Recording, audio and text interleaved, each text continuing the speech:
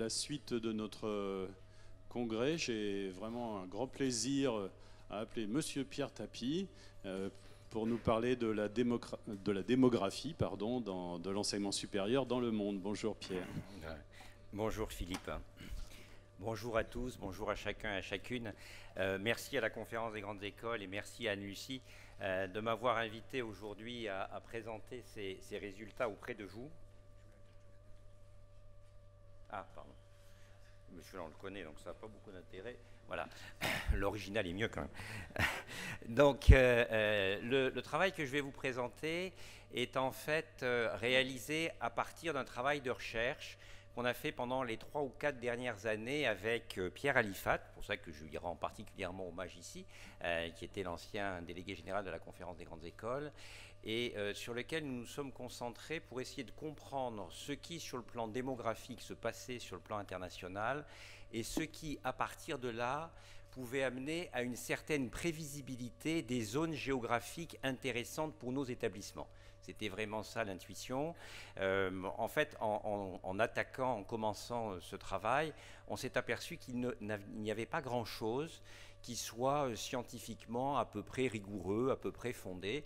Donc on a commencé par se lancer dans une espèce de grande bibliothèque, puis on a essayé de corréler les choses. Et puis au bout d'un certain temps, parce qu'on a essayé de corréler beaucoup de choses avec beaucoup d'autres, finalement on a réussi à corréler des paramètres simples. Et la simplicité de ces paramètres nous a permis ensuite de passer en mode prédictif. Et donc ce que je vais vous présenter aujourd'hui, c'est d'abord simplement en quelques instants un peu de méthode. Ensuite, de vous dire comment, dans 66 pays du monde représentant 90% de la jeunesse au total des 15 prochaines années, quelles sont les transformations géographiques que l'on anticipe. Et puis enfin, je finirai par atout français pour ces opportunités et conditions de la réussite. Ça fait un petit peu écho avec ce que Madame la sous-directrice vient de nous échanger, mais vu peut-être d'un autre point. Parlons de méthode d'abord. Le travail sur lequel on s'est concentré était un travail à 15-17 ans. On était en 2014 et on imaginait 2030. Le gros avantage de 2030, c'est que les étudiants sont déjà nés.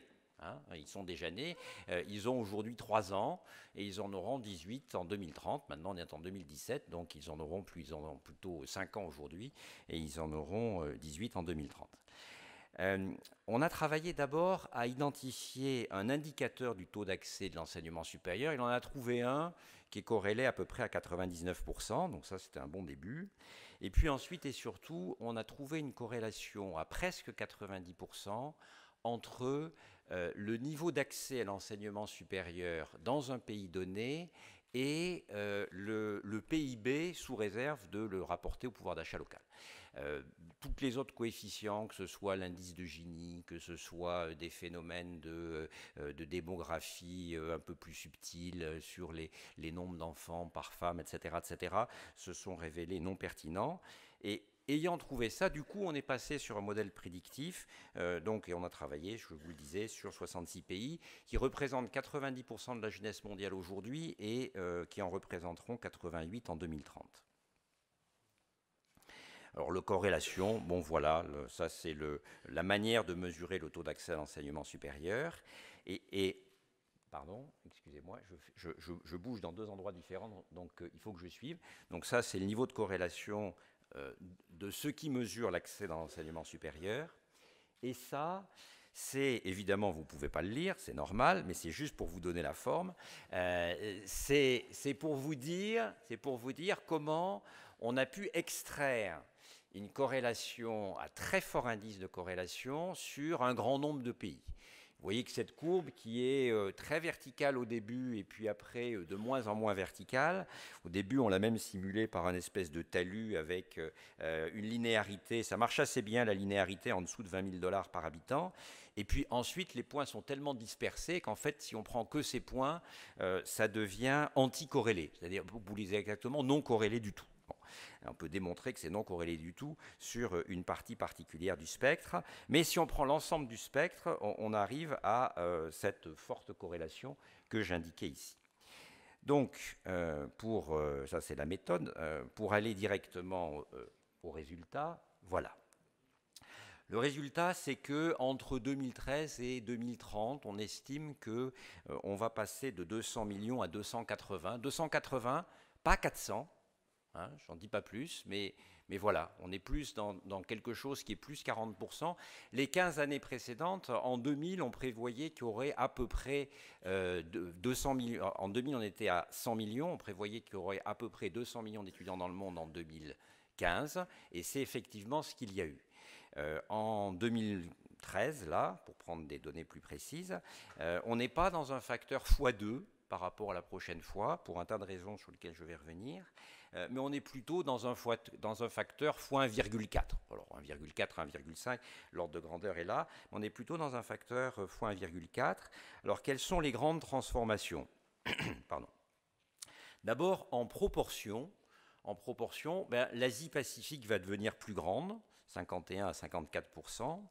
L'Europe va devenir nettement plus petite du total, puisqu'elle est à peu près constante en quantité, donc elle va passer de 14 à 10%.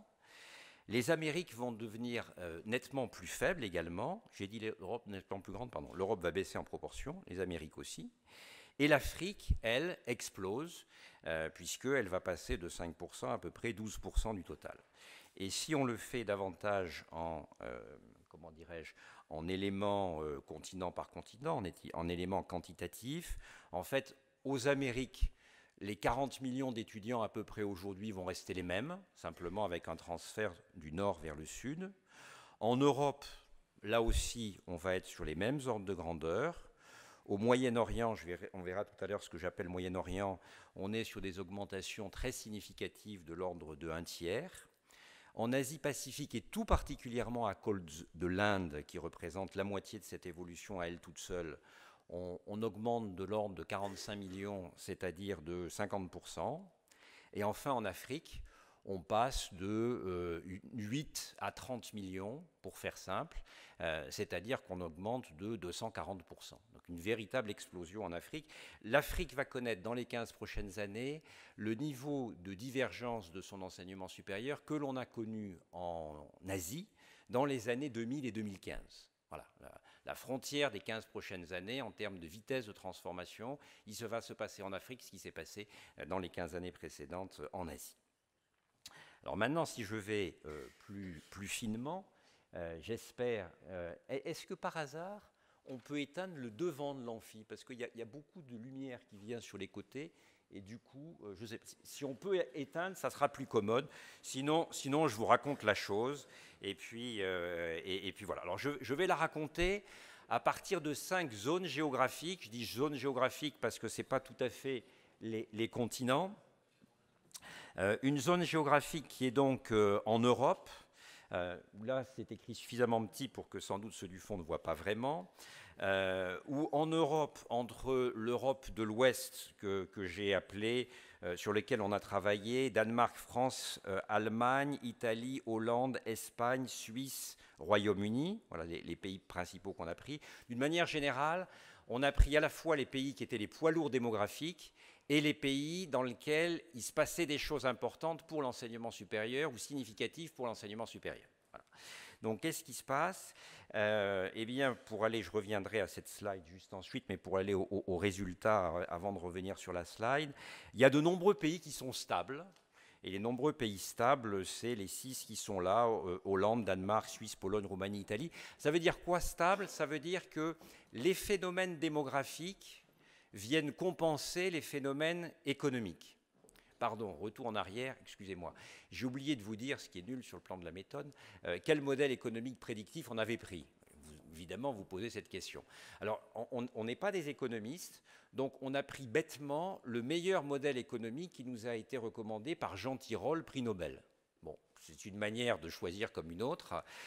C'est celui du CEPI, qui est considéré aujourd'hui par beaucoup d'experts internationaux, dont ce grand monsieur, comme étant sans doute le plus robuste, le plus fin, le plus inclusif d'un certain nombre de paramètres de second degré. Donc c'est celui qu'on a pris. Évidemment, on pourrait en prendre d'autres. Et donc, les résultats que je vous présente n'ont de légitimité qu'à partir de la légitimité aussi de ce modèle économique. Mais donc, quand on conjugue l'effet démographique et l'effet économique. Pour faire simple, si dans un pays déjà développé, l'économie continue à se développer doucement avec des taux de croissance plutôt lents, tandis que la démographie diminue doucement, vous allez avoir des pays stables, comme le sont les premiers pays européens qui sont là. D'autres pays présentent comme c'est à droite là, vous avez le grand pays, c'est la Russie, et puis le grand, on parle à la hauteur bien sûr, et puis le pays qui est à droite, c'est l'Ukraine. Dans les deux cas, vous voyez des courbes en U. Alors qu'est-ce que ça veut dire, ces courbes en U? Ça veut dire que ce sont des pays dans lesquels la démographie s'effondre, d'une part, mais dans lequel l'effet de développement économique rattrape l'effet d'effondrement démographique au bout de quelques temps. Donc ce sont deux pays, en particulier Russie et l'Ukraine. Le Royaume-Uni a un petit peu également ce profil-là. Trois pays évoluent de manière significative. C'est l'Allemagne. L'Allemagne, c'est le troisième en commençant par la gauche, qui diminue considérablement, moins 21% sur une période de 15 ans. C'est l'Espagne qui grandit un peu, et c'est la France, la brave France, qui, sur ce paramètre-là, est en fait le pays européen qui évolue le plus dans les années prochaines. Et ça a de l'importance, parce que quand vous voyez par exemple ce qui était dit tout à l'heure, que l'Allemagne a une politique de bourse d'accueil d'étudiants étrangers beaucoup plus active et plus puissante, alors que la nôtre se réduit, eh bien, d'abord, l'Allemagne est plus riche que la France, ça on le sait, en tout cas en ce moment. Mais ensuite, démographiquement, l'Allemagne est dans une tendance baissière structurelle puissante sur les années qui viennent.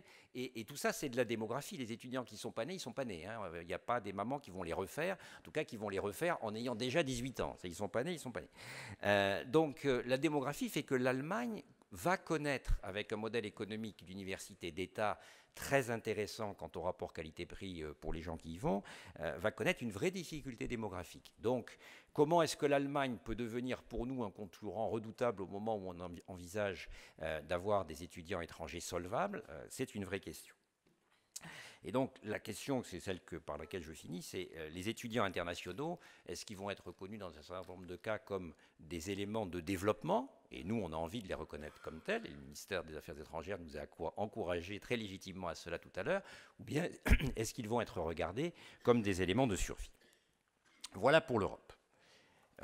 Ça, je passe, c'est au cas quand vous aurez des questions. Aux États-Unis, dans les Amériques, grand rééquilibrage nord-sud. Quand je dis nord, c'est Amérique anglophone versus Amérique latine, au sens central et sud. Alors ça donne quoi? Eh bien, ça donne de l'ordre de moins 7% en Amérique du Nord, de l'ordre de plus 14% en Amérique du Sud, donc en proportion des choses qui s'équilibrent. Et si je regarde maintenant de manière un petit peu plus précise les pays, eh bien, en termes de pays, vous avez dans l'Amérique du Sud, sur ces 5 pays qui sont les 5 lourds, des situations stables au Chili et en Colombie, sont des pays mûrs, des situations qui sont en évolution très rapide, de l'ordre de 30 à 40% des effectifs au Mexique et au Pérou. Petite évolution en pourcentage, mais grande en volume au Brésil, et significative en pourcentage en Argentine. Vous avez à nouveau les chiffres qui sont évoqués là. Alors, pourquoi c'est intéressant? C'est intéressant à la fois à cause du Nord et à cause du Sud. La situation des universités en Amérique du Nord, où la baisse démographique des étudiants simplement aux États-Unis va représenter au total le double à peu près de ce que les États-Unis accueillent aujourd'hui comme étudiants étrangers, va amener un grand débat aux États-Unis. Il y a déjà un grand débat sur la légitimité du niveau des frais de scolarité, mais avec des évolutions de ce type, ça va évidemment amener de nouvelles contraintes et peut-être de nouveaux positionnements. Quant aux pays cibles, eh bien, vous avez là quelques exemples de pays sur lesquels, quand il est prévu de l'ordre de 500 à 700 000 étudiants de plus entre maintenant et 2030, ça vaut la peine de faire quelque chose dans ces régions. Je passe au Moyen-Orient, dans 5 pays dont le total représente une augmentation d'à peu près 36%, et avec sur ces pays pas mal de contrastes.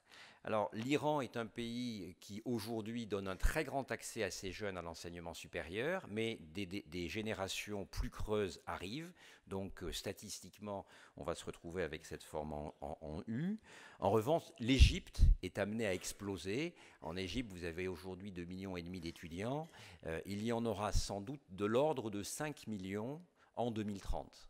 Alors, l'Égypte est dans l'état dans lequel elle est, mais comment faire en sorte de former, d'avoir un système qui passe de 2,5 à 5, c'est pas simple du tout. En Turquie, et la Turquie est un pays intéressant aussi, parce que comme en Égypte, la Turquie a une francophilie naturelle, a une histoire francophile, une partie de son histoire qui est francophile, disons, eh bien en Turquie, on est quand même sur des prédictions de l'ordre de plus d'1 million d'étudiants dans cette période longue, sachant que en Arabie Saoudite, on va être plutôt de l'ordre de, en termes d'évolution, de l'ordre de 400 000 étudiants, et que des petits pays qui sont loin dans le développement économique, c'est-à-dire qui démarrent leur développement économique, mais qui sont des pays à très forte démographie, peuvent amener à des transformations considérables comme le Yémen. Donc, je pense que dans cette région du Moyen-Orient, en fonction de votre stratégie, de votre réflexion et tout, il y a vraiment des stratégies, tout à l'heure on a été invité à y réfléchir, il y a vraiment des stratégies très différentes qui peuvent être développées. Dans quelle mesure le développement des campus offshore va être pertinent, quelle attractivité, parce que certains ont des très très grands carnets de chèques qui préparent l'après-pétrole, quelle attractivité de certains pays qui aujourd'hui sont des pays pétroliers riches, mais qui demain savent qu'ils doivent faire autre chose. Comment l'arrivée de certains acteurs nouveaux, y compris d'acteurs locaux nouveaux, qui vont accueillir des étudiants venus d'ailleurs, va se conjuguer avec les grands besoins démographiques d'autres pays. Voilà, tout ça, c'est des questions qui me semblent intéressantes dans cette région. En Asie. Alors, l'Asie, elle est singulière par deux choses. D'abord par sa masse et ensuite par son contraste. Sa masse, no comments, donc ça c'est 44 millions dans 14 pays, comme ça représente à peu près 90%, sur le total ça fait plus 50 millions. Mais plus 50 millions dans lequel on va vivre des choses assez intéressantes. D'une part, l'inversion de quel est le plus grand pays universitaire au monde entre la Chine et l'Inde, qui devrait arriver aux alentours de 2018, sauf que les Chinois ont fait une grande un bidule statistique que personne n'a compris, qui a fait que d'une année à l'autre, ils ont gagné 8 millions d'étudiants. Dans les statistiques de l'année N à l'année N+1, ils ont gagné 8 millions d'étudiants. Et vous comptez, c'est juste pas possible. Donc, au-delà de ça, si je prends les chiffres qui sont le socle, ça devrait avoir une inflation de ce type-là, avec aujourd'hui 28 millions d'étudiants en Inde et 32, 33 en Chine, et après-demain, 42 en Chine, donc 42, ça fait à peu près plus 25%, et 50 en Inde, ce qui évidemment est tout à fait considérable. Alors, au-delà de ces deux géants, non, excusez-moi, j'étais en retard. Ça, c'est l'inversion Chine-Inde. Voilà, c'est ça que je voulais vous montrer. Donc, au-delà des deux géants qui sont là, ce qui est le plus intéressant en Asie, c'est l'extraordinaire variété des situations entre des pays comme la Malaisie, la Thaïlande, qui sont des pays stables parce que déjà une certaine maturité et conjugaison des effets de baisse démographique versus les effets de développement économique, des pays qui sont des vieux pays développés, et en particulier Japon et Corée, dans lesquels les universités vont vivre des cauchemars, et ils vont vivre d'autant plus des cauchemars que les deux pays sont quand même des pays traditionnellement assez tournés vers eux-mêmes, disons, au niveau culturel, c'est des cultures très fortes, c'est des cultures dans lesquelles il n'est pas forcément très facile de s'insérer, et dans ces deux pays, 80% des étudiants en nombre sont aujourd'hui accueillis dans des universités privées qui vivent des tuition fees.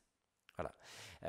Donc quand vous conjuguez tout ça, alors le Japon a déjà fait le la plus grande partie du chemin démographique dans les années 2000 à 2015. En revanche, la Corée le commence, et donc ça ne va pas être facile d'être universitaire dans beaucoup d'universités en Corée comme au Japon. Donc ça, c'est des pays en grande diminution démographique. Singapour aussi, toujours par rapport aux étudiants locaux, ça va être dans la même situation. Donc des pays stables, des pays en diminution, et puis des pays en explosion, avec des taux de croissance qui sont de 50 à 100%, hein, donc des taux de croissance absolument considérables, et qui s'appellent les Philippines, qui s'appellent le Pakistan, qui s'appellent le Bangladesh, ou qui s'appellent l'Indonésie. En Indonésie, on s'attend à passer de 6 millions d'étudiants à 9 millions d'étudiants.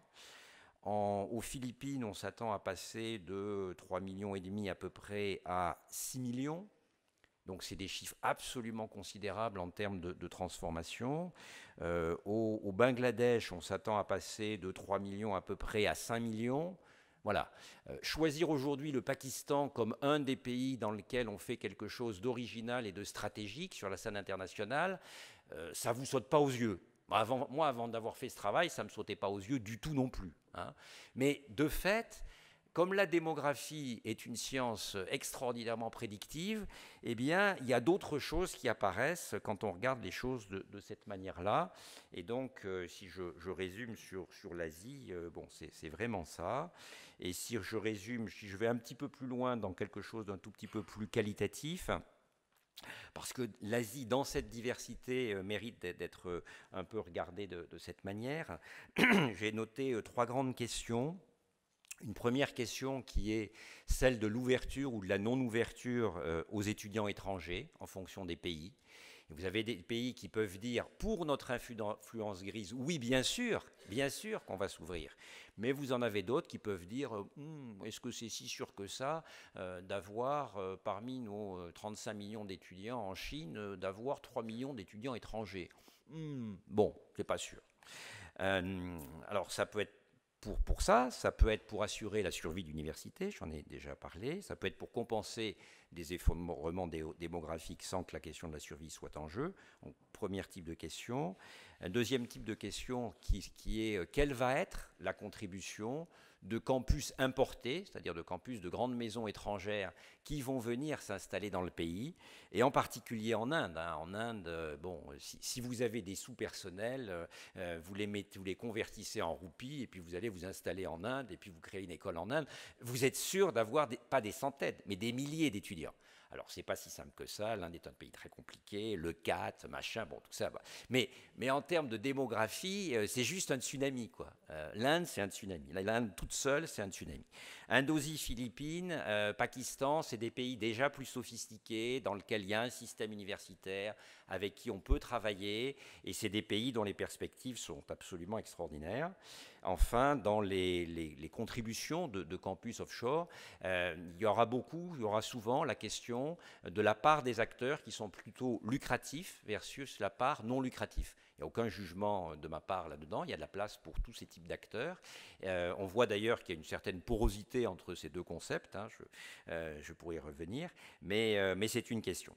Et puis enfin, dernière question, est-ce que le voyage des étudiants sera un élément contributif important ou pas? J'aurais pu dire évidemment aussi question du numérique, qui est une question structurelle de l'ensemble, mais le voyage des étudiants par rapport aux masses dont on parle et par rapport à cette grande diversité, c'est une question ouverte également qui est très particulièrement intéressante en Asie.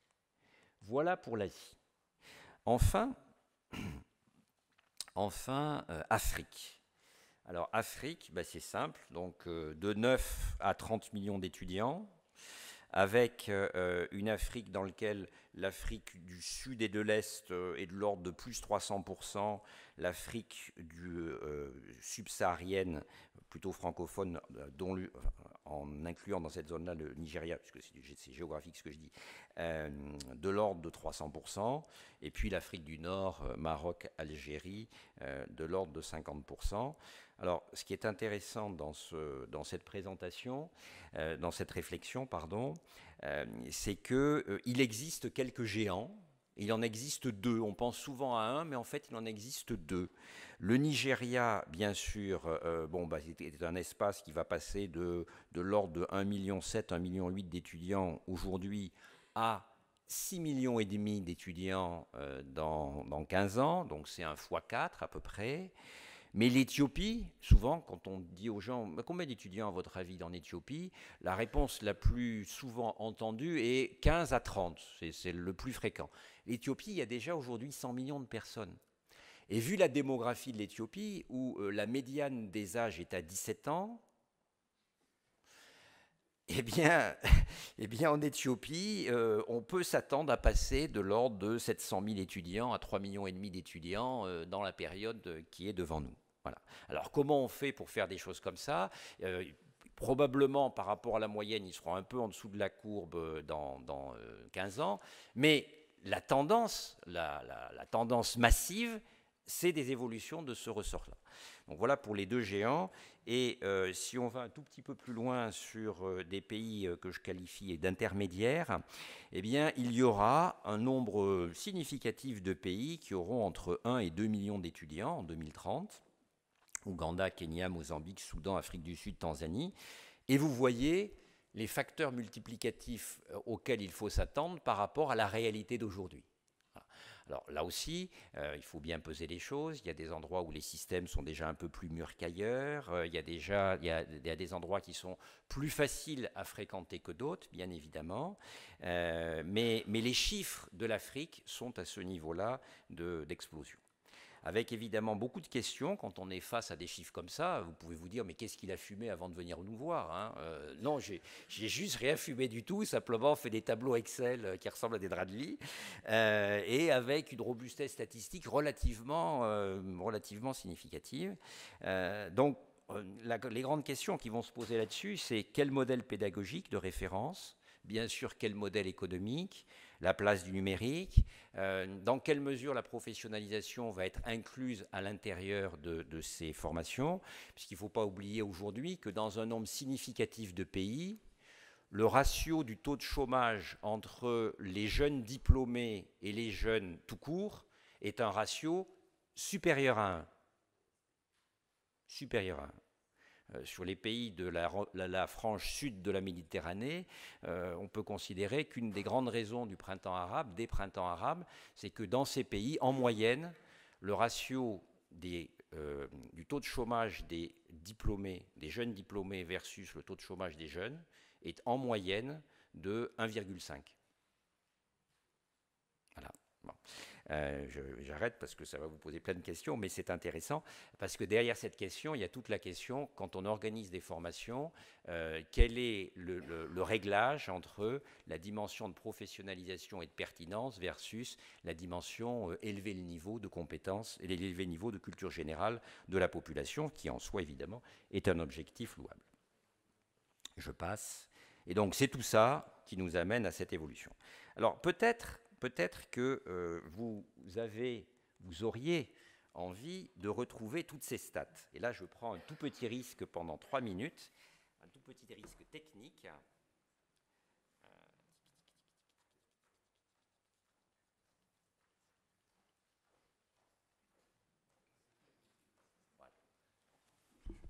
C'est un peu bizarre de faire ça comme ça, mais vu l'endroit où est le pupitre, si vous voulez, c'est pas facile de faire autrement. Alors en fait, vous trouverez toutes ces stats dans un système expert que fabrique Paxter et qui va être livré à tous ceux qui voudront s'en servir à partir du début du mois de janvier. Et à l'intérieur de ce que je viens de vous raconter, de ce système expert, eh bien, si vous allez par exemple en Italie, je vais en Italie parce que mon ami Vincenzo est dans la salle, eh bien, vous trouverez en Italie à la fois une synthèse sur l'enseignement supérieur, la position de l'Italie par rapport à la courbe moyenne des 66 pays. Pardon, excuse-moi. Ah, ouais, alors ça, je ne sais plus faire. Alors, qu'est-ce qu'il faut faire là? Pardon. Ah, j'étais content pourtant parce que là, ça marche. Qu'est-ce qu'il faut que je fasse? Alors voilà, coucou. Voilà, mais du coup c'est là-haut et c'est plus là. Alors du coup, c'est là-haut et c'est plus là. Je peux la voir là aussi ou pas? Ça va poser des problèmes pour la suite. Est-ce que vous le dites et puis je peux vous guider? Attends. Mais oui, mais si je peux pas le défiler, Ah, si, je peux faire comme ça. Non, on s'adapte toujours. Un ingénieur, ça s'adapte. Donc, si je fais comme ça devrait. Non, oui. Elle est où la taille de. Augmenter la taille de la police, ça, je ne vais pas savoir faire. Là, elle est là. Elle est là. Voilà, ça y est. Bon. Alors, c'est juste pour voir. Il suffit que vous ayez les. C'est du teasing.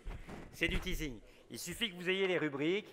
Donc, vous allez trouver un certain nombre de choses sur les éléments d'information pays par pays, jusqu'au chômage. Et puis, c'est ça que je voulais vous montrer en fait.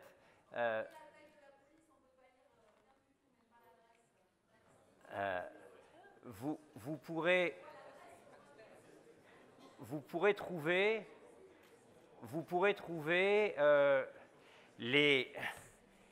les projections de toutes les courbes sur du moyen terme telles que je vous les ai racontées, et vous pourrez aussi faire votre propre prévision, parce que comme je vous le disais, ces modèles sont liés à la prévision économique, et donc si vous avez envie d'injecter des données économiques à l'intérieur de ça, parce que vous avez envie de le faire pour tel ou tel pays et de regarder l'influence d'autres hypothèses sur l'ensemble par rapport à tel ou tel pays, vous pourrez le faire aussi. Et vous avez même en prime,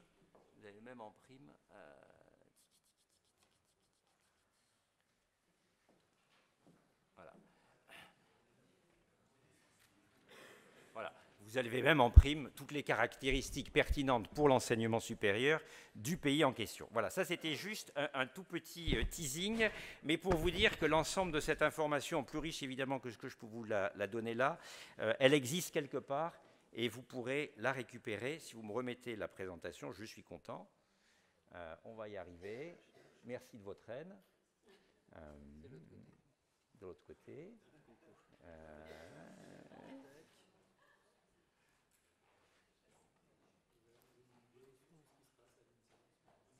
Voilà. Mais merci beaucoup, Jules. Merci beaucoup. Oui, quand il y a deux écrans qui se coordonnent, bon, voilà. Donc, dernier point, et je finis avec ça parce que c'est peut-être quelque chose qui suscitera de la discussion. Dernier point, quels atouts français pour saisir ces opportunités et quelles sont les conditions de la réussite? Si sur cette partie-là, je suis un tout petit peu plus épicé, j'espère que vous ne m'en voudrez pas. Je sais qu'il y a des journalistes dans la salle, mais je prendrai néanmoins les précautions d'usage. Alors, d'abord, atout français pour ces opportunités. Saperlipopette, soyons fiers de nous. Voilà, soyons fiers de nous. Pourquoi? Eh bien parce que dans un grand nombre de secteurs, le caractère professionnalisant de ce que nous faisons, dans l'ensemble des grandes écoles, c'est bien connu, mais tout autant dans des facs de droit ou dans des facs de médecine, fait que la meilleure solution que nos amis anglo-saxons aient trouvée, c'est de traduire grandes écoles par grande école, et que grande école est devenu quelque chose que les gens comprennent. Voilà. Et c'est plus la peine de se chercher à se fatiguer, elite university, professional, specialized, whatever. It is a grande école. Oh, you are a grande école, fine. Okay. Et ça, mine de rien, avoir une marque comme ça, c'est pas rien. Bon. Le deuxième élément, c'est que l'internationalisation, comme il a été dit tout à l'heure, est quand même une pratique ordinaire de la plupart des institutions. Il y a quelques marques à l'international qui sont des marques un peu prototypes, entre guillemets, identifiées. J'aurais pu mettre une liste évidemment beaucoup plus longue, mais là, j'ai cité des gens dont, pour différentes caractéristiques, la visibilité internationale est élevée. Ça, le haut, c'est plutôt des choses qui caractérisent nos établissements.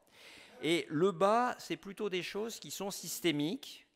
Je commence par quelque chose qui a l'air évident pour l'audience, mais qui ailleurs ne l'est pas forcément, et qui du coup ailleurs peut être un élément d'avantage comparatif. Et là, je le dis avec une certaine une profonde conviction pour voir l'effet que ceci peut faire dans certains gouvernements, dans certains partenaires privés, etc. C'est une tradition honnête et convaincue pour l'intérêt général. Voilà. C'est l'esprit du service public, pas forcément opéré que par des acteurs publics, mais l'esprit du service public est quelque chose qui fait partie de notre grande tradition.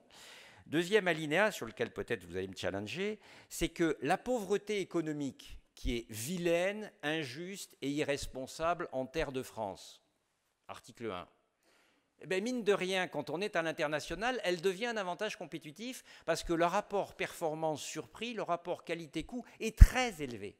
Est très élevé. Et quand on voit comment aujourd'hui une bourgeoisie moyenne haute naissante d'Afrique envoie ses gamins en Australie dans des universités où on va leur demander 30 000 $ par étudiant et par an, plus 15 000 $ de frais de vie, et que ces endroits-là, franchement, ne sont pas meilleurs, voire nettement moins bons qu'un certain nombre d'endroits où on travaille avec des coûts de production de 12 ou 15 000 par étudiant et par an, et en France, et qui sont capables, quand ils vont ailleurs, d'être plutôt à 6 ou 8 000, eh bien, notre pauvreté devient un avantage comparatif, paradoxal. Mais il faut accepter ce paradoxe. En troisième élément, je dirais qu'il y a une sympathie internationale pour la France de longues années. Elle s'est malheureusement accrue compte tenu d'un certain nombre de dirigeants de grands pays dans les années très récentes. Je n'irai pas plus loin. Mais il est vrai que la sympathie internationale pour la France est un levier sur lequel, un capital sur lequel nous jouons. Et enfin, notre compétence bilingue est, avec celle des Canadiens, la seule qui est franco-anglaise. Alors les Allemands sont très bons en langue anglaise, donc le bilinguisme germano-anglais ne pose pas de problème, mais il se trouve que le français, au niveau international, est une langue quand même puissante, et le devient de plus en plus, notamment en Afrique. Donc ça, c'est un tas d'atouts français pour ces opportunités. Ensuite, conditions de la réussite. Alors, conditions de la réussite, j'en ai listé 2 rubriques. Des rubriques qui sont plutôt macro et des rubriques qui sont plutôt pour les établissements. Au niveau macro, je pense qu'il y a des mauvaises questions qu'il ne faut plus se poser. Tout à l'heure, Madame la sous-directrice, au nom du ministère des Affaires étrangères, était le témoin qu'au Quai d'Orsay, ces questions-là ne se posent plus. Il y a d'autres endroits où ces questions-là sont encore posées. Voilà. Un deuxième élément, c'est que je crois que très très important que les ambitions internationales aujourd'hui, et vous l'avez souligné tout à l'heure, Madame, soient vraiment décentralisées et vécues et réalisées au niveau des entités opérationnelles. Les grandes injonctions qui viennent de Paris ne marchent absolument pas.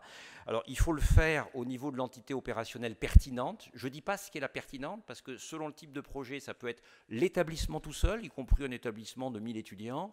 Ça peut être un conglomérat d'établissements. Ça peut être une commune, pourquoi pas, s'il faut aller faire un truc gigantesque. Bon, l'entité opérationnelle va dépendre du type de projet. Mais il faut le faire en n'ayant aucun tabou des structures françaises, parce que sinon, on exporte des problèmes qui n'intéressent personne. Il est important sur ce registre-là d'avoir un ministère de l'enseignement supérieur, de la recherche et de l'innovation et un haut conseil qui soit complice, ouvert, support, et pas dans le soupçon ou le grognon. Voilà. Voilà. Point 1. Et enfin, je fais pour vous le rêve de ce que l'esprit d'accréditation de la loi de 2013, qui est ce qu'on nous a vendu dans l'année de négociation de la loi de 2013, qui est ce qu'on a négocié, et là je dis dans l'année scolaire 2012-2013, soit respecté, alors que c'est l'inverse qui est mis en œuvre. Bon. Et là, sur ce plan-là, c'est vrai qu'on peut peut-être espérer qu'un nouveau gouvernement soit cohérent avec ce qui avait été l'intention et ce qui avait été la promesse en même temps. Si la promesse avait été suivie de fait, l'arrêté du 22 janvier 2014 n'aurait pas été rédigé. Je passe. Donc ça, c'est les conditions macro. Ensuite, des conditions qui sont plutôt, et je finis là, des conditions qui sont plutôt des conditions pour les établissements, pardon. Je crois que ça commence par une vraie envie de conquête dans l'établissement, qui soit une envie de conquête ambitieuse et raisonnable à la fois. Ambitieuse parce qu'on peut se dire, avec tout ce qu'on fait de compliqué, il y a d'autres choses compliquées qu'on saurait faire si on s'y met vraiment. Voilà. Et j'ai l'impression parfois que certains établissements, englués dans un système qui quand même les épuise, y compris par les différentes navigations administratives entre lesquelles il faut cheminer, épuisent parfois les établissements au point qu'ils en diminuent les ambitions. On peut avoir des ambitions, il faut qu'elles soient raisonnables et raisonnées, il faut qu'elles soient organisées, mais c'est possible. Deuxième élément, c'est que la culture internationale soit vraiment un niveau d'internationalisation qui diffuse dans tout l'établissement pour être une culture intégrale de l'établissement. Ça prend beaucoup de temps, quelque chose comme ça ne se fait pas en 2-3 jours, mais la stratégie d'internationalisation avec ces 5 ou 6 étapes clés est quelque chose qui doit faire partie de l'ambition institutionnelle, génétique de l'institution. Ça, c'est des choses pour l'intérieur. Dans notre manière d'aborder l'extérieur, je crois essentiel de partir d'un immense respect, d'une grande capacité d'écoute des vrais besoins des pays qui vont devenir soit vos partenaires, soit vos clients, selon comment vous les regardez, mais partir des besoins. Et il faut mettre de la méthode pour écouter ces besoins, pour les comprendre, et respecter ce qu'ils sont, point, aujourd'hui, tels qu'ils sont, est un élément absolument central. Ce qui a comme corollaire, et j'étais heureux d'entendre le MAE tout à l'heure nous parler de bachelor et de premier cycle, ce qui a comme corollaire qu'il faut adapter nos modèles pédagogiques, si c'est nécessaire, des fois c'est pas nécessaire, mais le faire vraiment et sans rigidité. Ça veut dire que ce qu'il faut exporter, c'est pas le copier-coller, c'est l'ingénierie pédagogique, c'est ce que j'appelle la mondialisation, non pas modèle Hilton, où on sait que dans tous les pays du monde, on va me proposer la même chambre, parce que c'est ça le concept fondamental, comme ça l'expérience client sera toujours la même, mais la mondialisation Accor, où quand Accor s'installe dans un nouveau pays, il installe une petite équipe de gens de haut niveau pour que l'esprit Accor diffuse par rapport à la culture locale. Et si vous allez dans un Sofitel ou un Novotel à Shanghai, ce n'est pas la même chose que le Sofitel ou le Novotel à Paris ou à Saint-Étienne. Mais il y a un esprit des lieux qui se retrouve. Voilà. Et ça, cette dimension de grande adaptation aux besoins du pays, ça me semble vraiment un élément essentiel. Enfin, je le mets, ça paraît une évidence. Ça paraît une évidence, mais quand je présente ça à des amis qui sont dans des universités publiques, ils me disent, tu sais, en fait, le plus compliqué pour nous aujourd'hui, c'est d'apprendre à nous organiser en mode projet. Parce que notre modalité même interne, nos modes d'évaluation, notre tradition, etc., fait que se mettre en mode projet pour un truc concret, rien que ça, on a une courbe d'apprentissage considérable. Voilà. Et ça, c'est évidemment nécessaire. Dernier point, voilà, je finis avec un petit clin d'œil. 80 millions d'étudiants en 15 ans, de plus dans les 15 ans qui viennent. Sur ces 80 millions, il y en aurait combien qui seraient à éduquer par les établissements français? Telle est la question. L'Afrique et l'Asie sont des opportunités majeures. L'enseignement supérieur français, pour un tas de raisons, est respecté pour sa qualité et pour sa pertinence. Ça, c'est cette dimension d'estime que le monde nous fait par rapport au mode de professionnalisation que nous faisons vivre à nos étudiants. Et enfin, comment changer d'échelle? Parce que quand on apporte des chiffres comme ça, il semble un peu, comment dirais-je, assommant. Mais en même temps, changer d'échelle, si on veut le faire, c'est maintenant. Voilà, le changement, c'est maintenant. Changer d'échelle, c'est maintenant.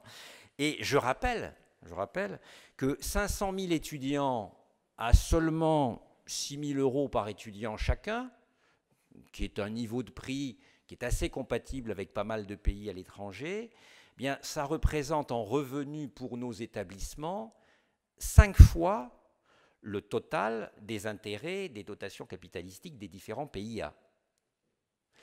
Et je trouve que mettre ça l'un en face de l'autre, c'est assez intéressant parce que l'un, qui est la stratégie institutionnelle d'internationalisation, elle se décide au niveau de l'établissement, et donc c'est totalement bottom-up, alors que l'autre, c'est un petit peu différent, et il s'agit d'être dans des grands concours dans lesquels tout le monde essaie de montrer qu'il est plus beau que l'autre. C'est un tout petit peu différent. Dans un cas, on joue dans un jeu par définition à somme définie, puisque la somme est fermée. Dans l'autre cas, on joue à un jeu à somme positive, puisque c'est de l'intérieur que va être conquis la croissance et que vous arriverez ainsi à faire rayonner vos établissements. Voilà. Merci, c'est parce que education matters, que l'éducation, ça compte, que face à 80 millions d'étudiants, on peut se poser ces questions-là. Merci de votre attention.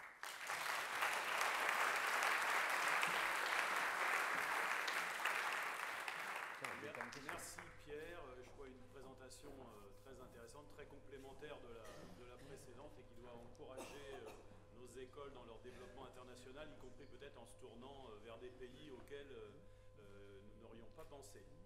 Alors est-ce qu'il y a quelques questions à poser à nos intervenants dans la salle? Oui, Jean-Philippe. Bonjour Pierre, merci pour cette présentation. Je suis par les formes. Vous pouvez vous présenter, Oui. s'il vous plaît? Jean-Philippe Fameux, donc directeur de l'IESEC et vice-président de la présidence. Ça a changé ce week-end.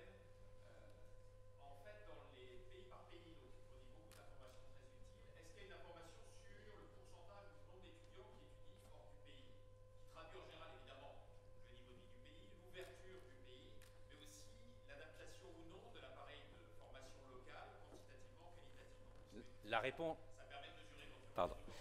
La réponse est oui.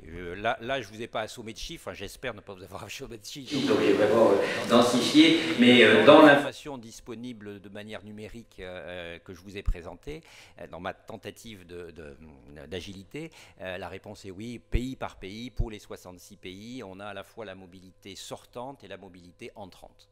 Sauf dans les pays où elle n'est pas renseignée, parce que dans quel pays que pays africain, bon, les statistiques sont un peu moins précises. Voilà. Mais la réponse est oui. Ici, Alessia Lefébure, École des études en santé publique. Vous nous avez rappelé des transitions démographiques dans leur contexte économique surtout, et je crois que c'est très précieux pour nous tous. Mais vous-même, dans vos questions, vous rappelez que ça ne se passe pas dans un écosystème constant. Je pense notamment aux évolutions des politiques migratoires qui vont dans le sens inverse des flux migratoires étudiants. Beaucoup des pays qui sont en forte croissance démographique sont précisément les pays pour lesquels il est impossible d'avoir un visa de sortie, même étudiant, en tout cas très difficile. Et en tout cas, on peut anticiper que compte tenu du contexte géopolitique mondial, ça le sera de plus en plus. Que par ailleurs, il y a des nouveaux acteurs non enseignement supérieur qui se mettent sur ce marché de la formation. Que par ailleurs, il y a des transformations numériques. Donc, comme vous prenez un horizon long 2030 et que vous vous adressez à des acteurs plutôt traditionnels, j'ai aussi envie de vous chercher un peu plus sur qu'est-ce qu'il nous reste à faire, nous, acteurs traditionnels, dans ce contexte si difficile et si mouvant. Oui, c'est une question très très importante. Vous avez tout à fait raison de souligner que soit pour des raisons de rigidité politique de visa et tout, où un certain nombre de pays vont durcir y compris les autorisations à partir. Dans certains pays, c'est le cas. Soit pour des raisons financières aussi, il y a des chances, moi, mon intuition en regardant tout ça, c'est que la proportion d'étudiants qui vont migrer d'un pays à l'autre ne va pas beaucoup changer. Aujourd'hui, elle est dehors de 1,5 à 2%, elle fera peut-être 3 ou 4, mais fondamentalement, les étudiants, alors ils migreront pour un moment petit, un semestre de leur cursus, mais par rapport aux enjeux démographiques, le phénomène du premier ordre, il se passe localement. Et donc le message, en écho à votre propos, le message c'est si vous avez envie de saisir ces opportunités, il y a un tas de pays dans lesquels votre ingénierie pédagogique est pertinente, est adaptée et est demandée, ou est susceptible d'être demandée. Avec sur ce plan-là, dans un certain nombre de pays émergents, la notion de bien public, la notion de bien commun n'est pas autant bijective avec la notion de pouvoir public que ce qu'elle l'est dans notre belle République française. La plupart des gouvernements en pays émergents sont désargentés, les taux d'impôt sont faibles, les taux de recouvrement sont un peu ce qu'ils peuvent. Et donc il y a pas mal d'acteurs qui sont des acteurs nouveaux, qui s'intéressent à des missions d'intérêt général, je pense essentiellement à la santé et à l'éducation, qui le font for profit ou not for profit, il y a les deux modèles, mais qui se disent, face à ces besoins, on ne peut pas ne pas créer des systèmes qui vont éduquer nos nièces, nos neveux, les enfants de nos amis, etc. etc. Et donc il existe, ça peut être des mécènes, ça peut être des entreprises, souvent des gens qui sont propriétaires terriens d'ailleurs, parce que quand on met une université quelque part, ça amène comme effet induit une assez belle valorisation des terres. Il y a de la possibilité, je crois, pour nos ingénieries pédagogiques, de rentrer en partenariat avec beaucoup plus de monde que ce qu'on imagine, dans des pays où créer une institution pédagogique nouvelle à partir de ce que vous savez faire est possible.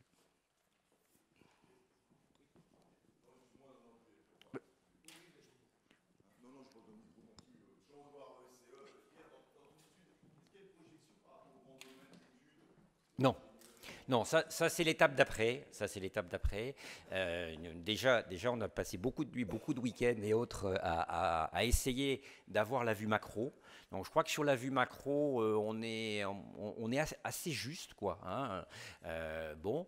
Après, sur le raffinage, étude domaine par domaine, c'est quelque chose qu'on projette de faire dans un second temps. Mais une des difficultés, c'est qu'en fait, la manière avec laquelle les statistiques sont collectées sur ce point-là n'est pas robuste entre pays quand tu compares les pays. Donc il faut en fait faire un travail de retraitement pour remettre certains chiffres, dans d'autres cases, pays par pays, pour faire ça. Donc voilà, donc la réponse est non. Pas encore. Oui, merci Pierre pour cette intervention très très riche, et en même temps ça éclaire sur beaucoup de choses, surtout lorsqu'on a un projet de développement à l'international. Tu as cité quelques prototypes, bien sûr tu avais rappelé que la liste n'est pas exhaustive, et on voit que derrière ces prototypes, souvent il y a une marque prestigieuse, une marque qui a une vraie valeur sur le marché du travail, et une marque aussi qui est exigeante quelque part, en amont, en aval, et notamment côté vivier. Tu as parlé des nouveau-nés, ils ont 3 ans. L'horizon 2030, ils auront effectivement 18. Je fais le parallèle avec ce qui se passe en France, et notamment les problèmes du bac pro, bac, voilà, et des difficultés à l'accès de l'enseignement supérieur, problème de l'orientation. Est-ce que dans le modèle que tu nous as présenté, est-ce que la chaîne éducative a été étudiée avec le taux de réussite, les problèmes d'orientation? Est-ce qu'on va avoir vraiment cette pression à l'horizon 2030 avec les chiffres que tu as présentés? Et si toutefois... Tu parles de la France ou tu parles d'ailleurs? Je fais le parallèle avec la France, mais je parle surtout d'ailleurs. Et d'ailleurs, où on a quelques interrogations sur cette chaîne éducative qu'on retrouve aussi dans la nôtre. Voilà. Et une dernière petite question, système expert, ça a l'air très intéressant, etc. C'est gratuit, c'est... Non, je suis un vieil universitaire, mais un jeune entrepreneur. Donc c'est un peu comme quand tu vas à l'AEF ou quand tu vas à Newstank, si tu veux, pour avoir une information de haute qualité, un petit abonnement est nécessaire. Voilà, merci, je te laisse. Bon, sur la troisième question, sur le troisième point, mais raisonnable. Sur sur l'aspect monde, parce qu'on peut le fractionner par pays, par continent ou par le monde, sur le monde tout entier, c'est de l'ordre de 1 000 à 1 200 euros par an, donc 100 euros par mois. Voilà, donc c'est raisonnable. On est aussi avec une petite tradition de service public. Pour revenir sur tes deux questions, tes deux premières questions qui sont très importantes. Oui, à l'étranger, un des éléments... Tu as posé fondamentalement 2 questions, enfin en tout cas c'est les 2 que j'ai comprises, une sur l'aspect marque et une sur l'aspect système pédagogique et convergence entre secondaire et supérieur. Sur le premier aspect qui est marque, j'ai cité 3 cas qui sont des cas un peu de poids lourd dans le concert des écoles et des universités, mais ce que j'observe vu de loin, en faisant pas mal d'ingénierie internationale, c'est qu'en fait ce qui est important, c'est que tu aies une identité cohérente. Et une identité cohérente, si je reprends la métaphore de l'hôtellerie, ben, tu en as à 2 étoiles, à 3 étoiles et à 5 étoiles. Et la masse des gens à former, elle est plutôt sur du 2 étoiles ou du 3 étoiles. Donc des gens qui font bien un travail de qualité en professionnalisant des jeunes et qui vont aller professionnaliser des jeunes de niveau BTS, licence professionnelle ou bachelor, à condition que leur offre, leur value proposal soit cohérente avec ceux dont ils peuvent démontrer qu'ils le font déjà très bien, Ils ont un boulevard devant eux. Je me souviens que j'ai été le directeur de Purpan. Si tu veux des écoles en 5 ans qui sont dans une niche bien précise et qui sont bien connues et reconnues dans cette niche-là, c'est des écoles qui peuvent avoir un boulevard, aussi bien en génie mécanique, en génie civil, qu'en informatique ou en agronomie. Le point clé, je crois, c'est que le partenaire extérieur, que ce soit une entreprise ou que ce soit un gouvernement, il va regarder celui qui vient au nom de l'ingénierie pédagogique française en disant « Vous êtes qui, vous? C'est quoi vos credentials? Montrez-moi en quoi ce que vous savez faire, ça fait de vous un partenaire génial par rapport à ce que soit vous me proposez, soit ce qu'on pourrait inventer en France, ensemble. Pardon.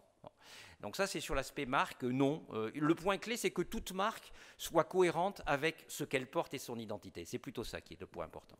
Sur le deuxième point, je pense qu'une de nos... Je vais répondre à côté, en même temps au centre de ta question. Une des grandes intuitions qu'a eu le bureau et sa présidente lors de la dernière campagne présidentielle a été de faire comme une proposition lourde, créons massivement des bachelors professionnels. Pourquoi la CGE fait cette proposition? Parce qu'elle voit qu'à partir de son ingénierie pédagogique, il y a des besoins considérables que l'on pourrait remplir et qu'à cet endroit-là, il y a une demande de l'entreprise. Eh bien, que ce soit en France ou que ce soit à l'étranger, si vous avez quelque chose peut-être d'original, the unique selling proposal, pardon parfois de parler dans l'autre langue, mais il y a des choses qui sont mieux illustrées. Eh bien, le unique selling proposal, c'est de dire nous savons mieux que les autres construire un dispositif pédagogique qui est cohérent par rapport à une demande professionnelle. Et dans les pays d'Afrique, mais aussi en Chine, mais aussi en Inde, parce que ces chiffres ne sont pas très connus et sont difficiles à corréler, mais, et je ne les ai pas mis par écrit, mais d'après les dires et les informations, les grises qui traînent, en Inde, le taux de chômage des diplômés, il est de 30% par rapport au taux de chômage des non-diplômés qui est de 20%. Bon, voilà. Et dans les pays de l'Afrique, on a fabriqué aujourd'hui des dizaines d'énormes universités de masse avec 50 000 étudiants et 300 professeurs, où évidemment on ne peut enseigner que dans des grands amphithéâtres théoriques. Donc l'enjeu pour nous, c'est de capturer des vrais besoins professionnels, et aujourd'hui les besoins professionnels, ils sont à l'échelle de la démographie. Pierre, je te remercie pour cette intervention. Nous allons faire une petite pause. Applaudissements pour Pierre. Merci.